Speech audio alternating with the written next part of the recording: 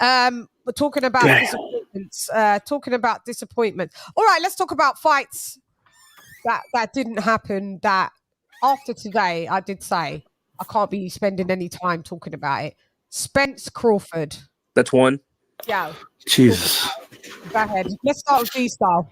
Go ahead, D. I mean, look, I maybe I shouldn't have, but I was actually very optimistic that this fight was going to happen this time. Crawford wasn't with Top Rank anymore. There was no more Bob Arum excuse. You could have definitely made a deal at this point. And look, I get that Crawford is asking for transparency. I don't know what the big deal is. Just give it to him. Let's go. You know what I mean? But I honestly thought the fight was going to happen.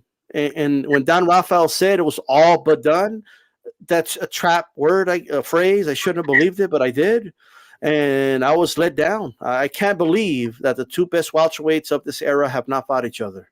It is a travesty. This is one of the biggest problems with the sport. And quite frankly, throughout this whole time, I've always said, I continue to say this, Spence doesn't want to fight. I just have this feeling he doesn't want to fight Terrence Crawford. He knows it's different. Okay, all the reasons they give about Crawford, he's made concessions for other fighters, right? Crawford had to wait. He told Crawford, "Well, get a belt first." That's the first thing he told him. He didn't tell Mikey Garcia, who also called him out to get a belt. He quickly made a fight with him.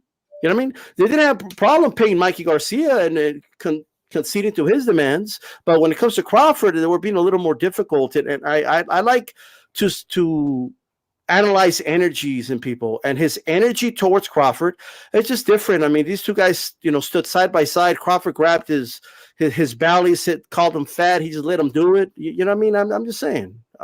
Crawford called him out in person, in his face, and he looked at him and he said, "Well, I'm going to take care of my side of the street first." Well, he didn't say that about anybody else you fought. All right. And I always go back to the Mikey Garcia example. Mikey didn't have a belt. He wasn't a titleist or any of that. So it is what it is. They could have definitely made this fight a long time ago. Should have been done. And I thought last year was a year to make it. If it doesn't happen this year, the fight is so big that I'm going to give it one more fucking chance.